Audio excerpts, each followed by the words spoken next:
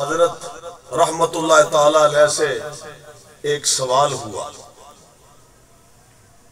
कि अल्लाह और उसके रसूल की मोहब्बत दिल में कैसे पैदा हो सकती है, क्या तरीका? जरूरत तो है ना, अल्लाह और उसके रसूल की मोहब्बत हमारी जरूरत है, उसके बगैर कुछ भी नहीं। सवाल यह किया दिलों में अल्लाह और उसके रसूल की मोहब्बत कैसे पैदा हो सकती है। फाजिल बरेलवी जवाब इरशाद फरमाते हैं कुरान पाक की तिलावत से, कुरान पाक की तिलावत से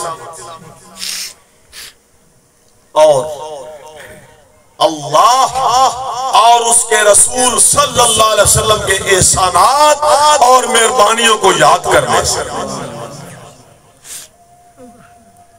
और खुश इल्हान नात खानों से नबी करीम सल्लल्लाहु अलैहि वसल्लम की नात कुरान पाक सुने दिलों से जंग उतरता है। कुरान पाक की तिलावत से अल्लाह रसूल की मोहब्बत हासिल होती है। उनकी मेहरबानियों को याद करें। देखे ना, ये तो दुनिया भर का कायदा है, अपने मोहसिनों से हर कोई प्यार करता है।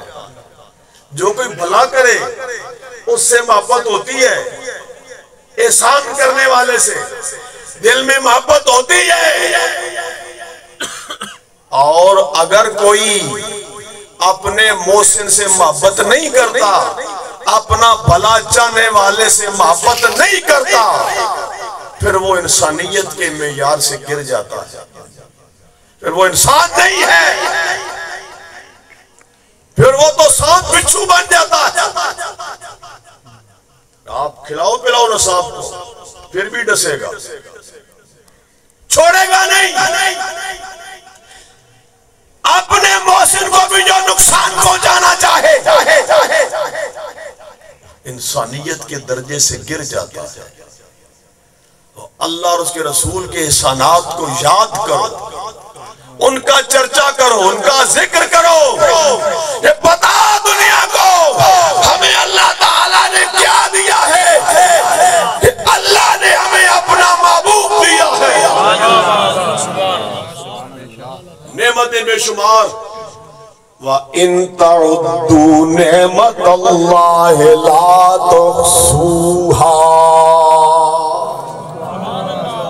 उसकी नेमतें गिनने लगो ना, गिन नहीं सकते हो, गिन नहीं सकते हो। लेकिन एक नेमत, लक़द मन्नल्लाहु अलल मुमिनीना इज़ बाअसा फ़ीहिम रसूला।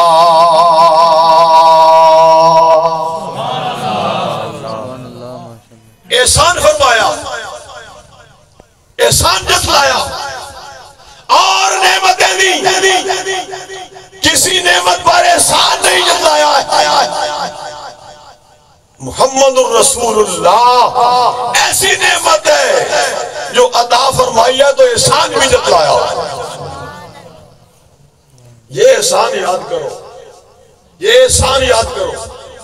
अल्लाह तूने बड़ा फजल किया, हमें मुहम्मदुर रसूलुल्लाह का उम्मती बनाया, हमें हुजूर का गुलाम बनाया, हमें ये नेमत उज़्मा अता फरमाई है, हमारा ताल्लुक अपने हबीब से जोड़ा है। अपने हबीब को हमारे लिए कैसा बनाया। अल्लाह जल्ला शानो अपने महबूब से फरमाता है, फबिमा रहमतिम मिनल्लाहि लिंता लहुम। और अल्लाह की कैसी कोई रहमत है मेरे हबीब कि आप अपने गुलामों के लिए नर्म खून हैं। आज हदीस पाक पढ़ रहा था, इमाम बगवी रहमतुल्लाह अलैह की तशरीफ शरीफ है, अल अनवार फी शमाइल नबी अल मुख्तार, बड़ी ईमान अफरोज तशरीफ, बड़ी खूबसूरत। उसमें हुजूर के उसने खुल्क पर बात करते हुए एक हदीस पाक लिखी। ये एक वाक्या है, थोड़ा सा आप जरा सुन लें इसको। 9 हिजरी में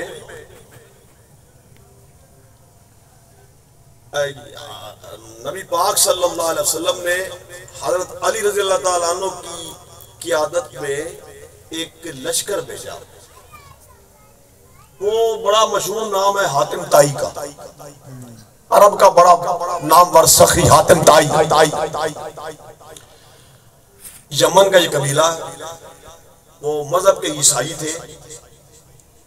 तो हुजूर ने लश्कर भेजा। अब जो उदय बिन हातिम है वो तो अपने आलो याल को लेकर भाग गया, शाम चला गया।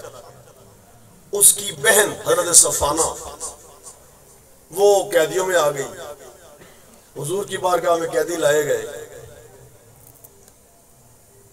तो उसकी ये हथकड़ियां या रस्सियों से बांधे हुए थे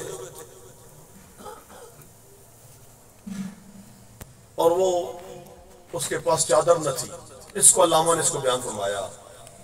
हुजूर ने देखो एक बेटी को, हातिम ताई की बेटी है, अभी तो दुश्मन के साथ ताल्लुक रखती है, बेपर्दा है। अल्लामा रख रहा चुन भी बेपर्दा दी,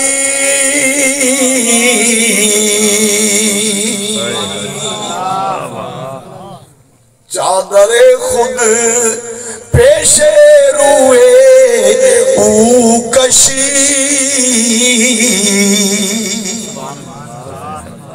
हुजूर ने अपनी चादर दे दी। वो एहसान फरमाने वाले, उनके एहसानात को याद करो। एहसानात याद करोगे तो मोहब्बत पैदा हो। ये मैं अर्ज कर रहा हूं। तो वो हुजूर से कहती है कि मैं उस नामवर सखी की बेटी हूं, हातिम ताई, जो मुसाफिरों की खबरगिरी करता था, यतीमों बेवाओं की पनाह था, मजलूमों का मददगार था। वो मर्दे सखी मेरा बाप। तो नबी पाक सल्लल्लाहु अलैहि वसल्लम को ये सिफात हसना इतनी अच्छी लगती हैं, इतनी अच्छी लगती है रहमत कायनात को। फरमाया इसकी ये बेड़ियां, ये हथकड़ियां खोल दो, इसे आजाद कर। फरमाया आप आजाद हो, आप चली जाओ। खड़ी है, जाती क्यों नहीं? वो कहती है कि मेरे बाप को ये बिल्कुल गवारा ना था, ना होता मेरे बाप को ये गवारा ना होता कि उसकी बेटी तो रिहा हो जाए और उसकी कौम जो है वो कैदी बनी रहे। जितने मेरे कबीले के लोग, जितने कैदी आए, या तो सबको रिहा करे या फिर मैं भी यहाँ कैदियों में रहूंगा। वो नबी ये रहमत है, वो नबी ये रहमत है। अलम नशरह लका सदरक के सीने वाला है। वो सीने की वुसअत, वो खुल्के अजीम। फरमाया इस लड़की की खातिर इसके सारे कबीले के कैदियों को रिहा करो। सबको रिहा किया। वो भाई, उसका भाई को बताती है कि तुम तो मुझे छोड़ के भाग आए, वो बड़े करीम हैं, वो बड़े सखी हैं, उनके कदमों में आ जाओ। ये हदीस पाक है। यहां पर अल अनवार फी शमाल नबी मुख्तार में अल्लामा बगवी मुफस्सिर भी हैं, तफसीर बगवी बड़ी मशहूर है। वो लिखते हैं जब आए उदय बिन हातिम खिदमत में आए, वो बयान करते हैं। अब देखिए अरब के इतने बड़े नामवर सखी का बेटा, कबीले का सरदार, बहुत बड़ा आदमी कदमों में आया है। वो खुद बयान कर रहे हैं वो उनसे गुफ्तगू कर रहे हैं। वो कहते हैं कि हुजूर ने पहले कहा था कि अल्लाह इनका हाथ मेरे हाथ में देगा, उदय का हाथ मेरे हाथ में आएगा। कहते हैं मैंने उनके हाथ में हाथ दिया, लेकिन इस दौरान ये गुफ्तगू हो रही है सरकार की उदय के साथ। जो कबीले का सरदार एक शहजादा है या किंग है अपने कबीले का, बड़ा आदमी है। उसी दौरान कहता है कि एक खातून आई बेसहारा, उसके साथ एक बच्चा है। वो खातून अपने बच्चे को लेके आई, हुजूर की बारगाह में उसने अर्ज पेश की, तो हुजूर ने मुझे छोड़ दिया। हुजूर ने पहले उसकी हाजत रवाई फरमाई, उस पर मेहरबानी पहले फरमाई। तो है कोई दुनिया का कोई लीडर ऐसा, है कोई ऐसा लीडर दुनिया में कि दरबार में आए, ताजदार को नजरअंदाज करके एक फकीर की तरफ तवज्जो फरमाए? तो सरकार के एहसानात याद करो। मैं किस आय में बोल रहा हूं याद है? वस्बिर नफ्सका मल्लज़ीना, याद कोई नहीं आपको? वस्बिर नफ्सका मल्लज़ीना यदऊना रब्बहुम बिलगदाति वल अशी युरीदूना वजहा।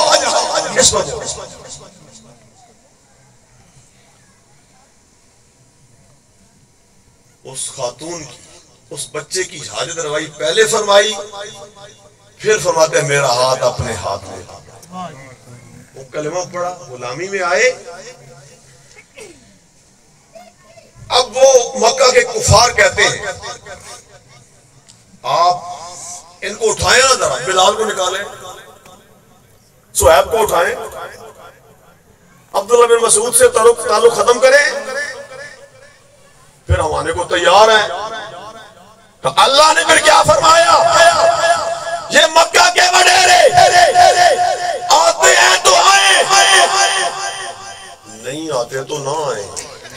अपनी बारगाह से इन गुलामों को नहीं उठाना, बिलाल को अपनी बारगाह से नहीं उठाना, सुहैब रूमी को अपना बना के रखना है, अब्दुल्ला बिन मसूद को अपने कदमों से लगा के रखना है। इस सनात को याद करो, इस सनात को याद करोगे दिल में मोहब्बत आएगी। इस सनात की तो न हद है न शुमार है। हुजूर की क्या क्या मेहरबानियां हैं। अल्लाह का पता तो हुजूर से चला है, कुरान हमें हुजूर ने दिया है। नमाज किसने सिखाई? मेरे नबी ने।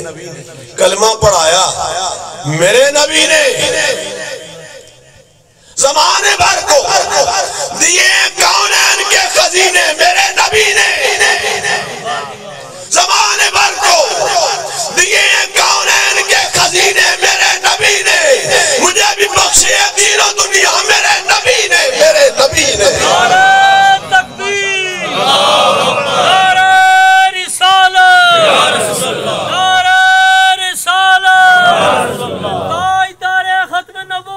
जिंदाबाद जिंदाबाद दारे खत्म नबूवत, जिंदाबाद जिंदाबाद दारे खत्म नबूवत, जिंदाबाद जिंदाबाद सुन्नत।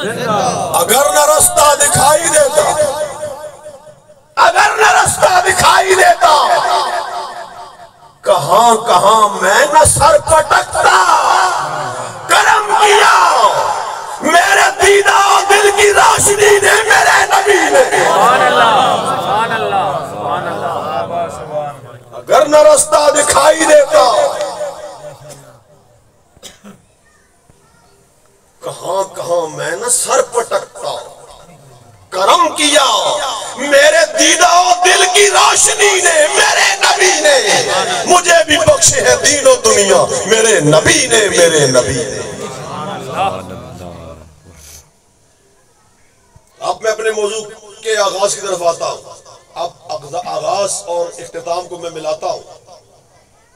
बगैर मोहब्बत के कलमा भी फायदा नहीं देता, और मोहब्बत हो पल्ले कुछ भी ना हो फिर भी नजात हो जाए। और नसीरुद्दीन शाह साहब ने इसको क्या खूब बयान किया मौलाना जफर अली खान ने इससे पहले कि नमाज अच्छी, रोजा अच्छा, हज अच्छा और ज़कात अच्छी, मगर मैं बावजूद इनके मुसलमान हो नहीं सकता। न जब तक कट मरूं मैं ख्वाजा बतहा की हुर्मत पर, खुदा शाहिद है कामिल मेरा ईमान हो नहीं सकता। और पीर साहब ने क्या खूबसूरत फरमाया कि उनसे निस्बत न अगर हो तो महासिन भी गुनाह। मस्जिद और कलमा और नमाजें उबई की है ना, लेकिन क्या है नतीजा क्या है कि उनसे निस्बत ना अगर हो तो महासिन भी गुनाह। हुजूर से ताल्लुक नहीं है तो अच्छाइयां भी गुनाह है। वो शफात पे हो माइल तो ज़माइम भी कबूल। वो शफात पे हो माइल तो ज़माइम भी कबूल।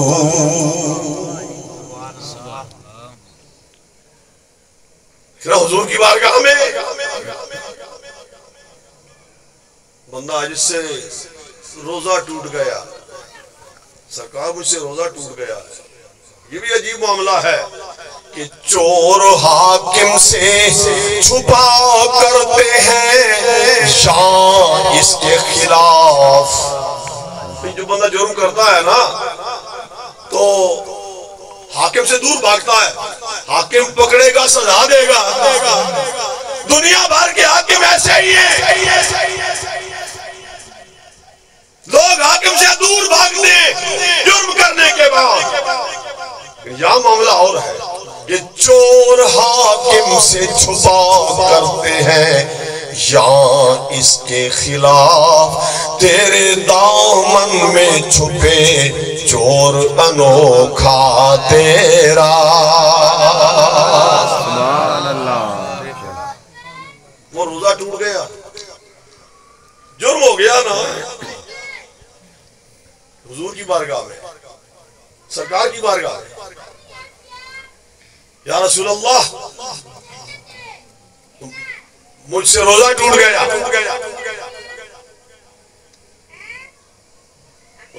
बंद करो,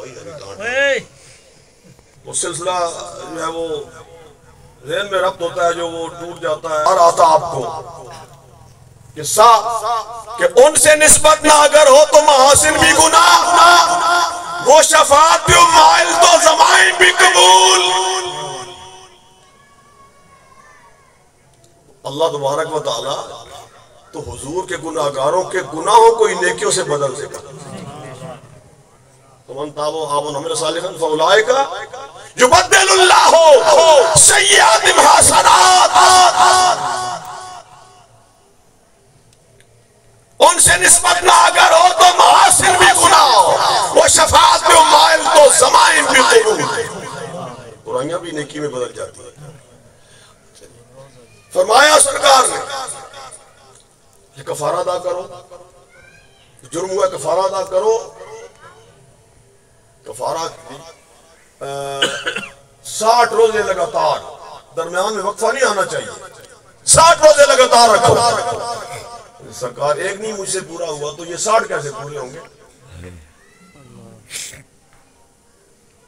फरमाया फिर सदका दो, फिर वो जो 60 मसाकिन का खाना वो दो। सरकार मैं तो तंगदास्त आदमी हूं, मेरे पास है ही कुछ नहीं। फरमाया अच्छा बैठ बैठ। इसी दौरान सदके की खजूरें आई तो आपने फरमाया ऐ ना साइल, वो सवाली कहाँ है? मैं या रसूल मैं हाजिर हूँ। मैं उठो, यही खजूरे उठाओ और फुकराए मदीना में बांट दो, तुम्हारा कफारा अदा हो गया। वो कहता या रसूल अल्लाह, पूरे मदीना में मुझसे बड़ा गरीब ही कोई नहीं, फरमाया टोकरा अपने घर में ले जाओ, तुम्हारा कफारा अदा हो गया। उनसे निस्बत न अगर हो तो महासिन भी गुनाह, वो शफाअत पे हो माइल तो ज़माइन भी कबूल।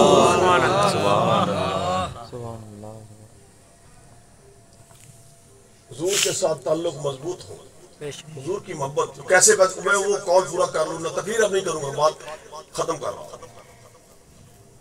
हज़रत इमाम ने फरमाया दिल में अल्लाह रसूल की मोहब्बत पैदा करने के लिए कुरान पाक की तिलावत करो, अल्लाह और उसके रसूल के सनात को याद करो और खुश इल्हान नात खानों से रसूलुल्लाह की नातें सुनो।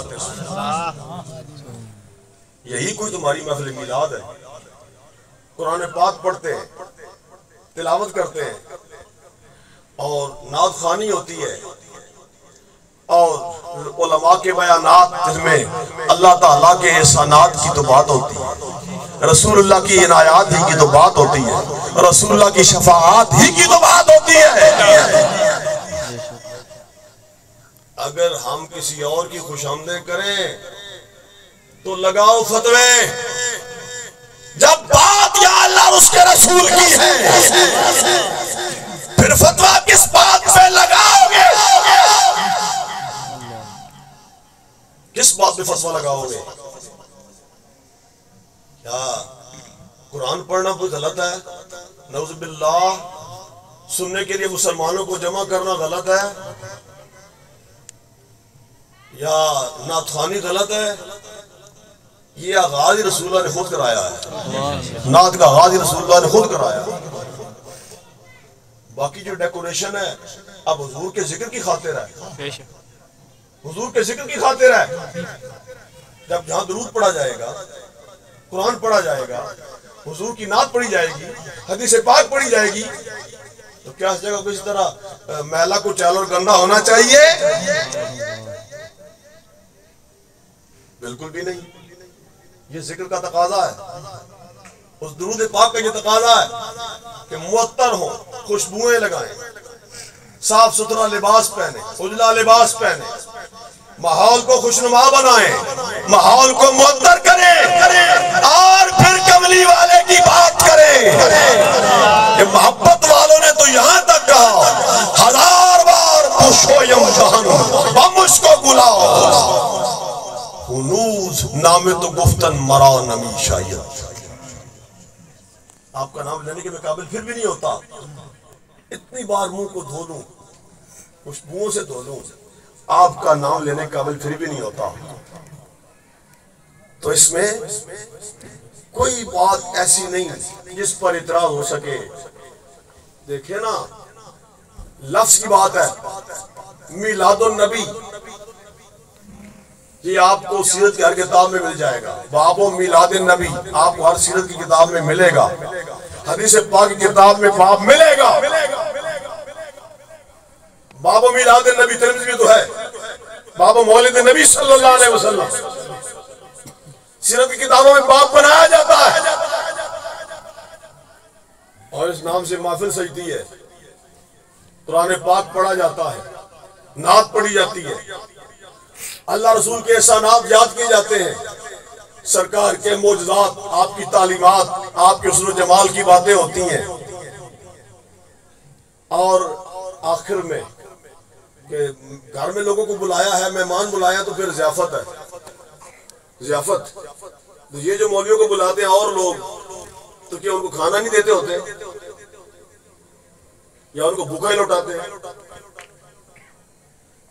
ये सारी बातें वहां भी है, इश्तिहार भी लगाए जाते हैं, स्पीकर लगाए जाते हैं, स्टेज बनाए जाते हैं, तकरीरें होती हैं वहां पर भी। तो ये सब कुछ वहां हलाल है और यहाँ ये सब कुछ हराम हो जाता है, ये क्या तमाशा है। तो इसलिए अल्लाह ने वो दो मसाइल का जिक्र कर दिया, किस मस्जिद में जाना है, किस मस्जिद में नहीं जाना। ये फैसला आपने करना है कि ये मैंने सारी बात कुरान पाक से की है। अशार तो इसमें ज़ौक़ के लिए पढ़ता हूं, मैंने सारा इस्तिदलाल तो कुरान पाक से किया है और ये बताया है कि ईमान का पता नमाजों से नहीं, ईमान का पता मोहब्बत रसूल से चलता है। तक़वे का पता कैसे चलता है? इन्नल्लज़ीना यग़ुद्दूना अस्वातहुम इंदा रसूलिल्लाह उलाइकल्लज़ीना इम्तहनल्लाहु क़ुलूबहुम लित्तक़वा। जो रसूलुल्लाह की बारगाह में अपनी आवाजों को पस्त रखते हैं, अल्लाह ने उनके दिलों को तकवे के लिए जांच लिया कि इनके दिल मुत्तकी हैं। किसके? जो हुजूर का अदब करने वाले हैं, उनके दिल मुत्तकी हैं। जो हुजूर से मोहब्बत करने वाले हैं, वो मोमिन हैं। महज नमाज से नहीं पता चलेगा, तबलीगों से, तकरीरों से नहीं पता चलेगा। पता इससे चलेगा रसूलुल्लाह से कितनी मोहब्बत है। अब जो बात ही ना करो, शफाअत की बात ही ना करो,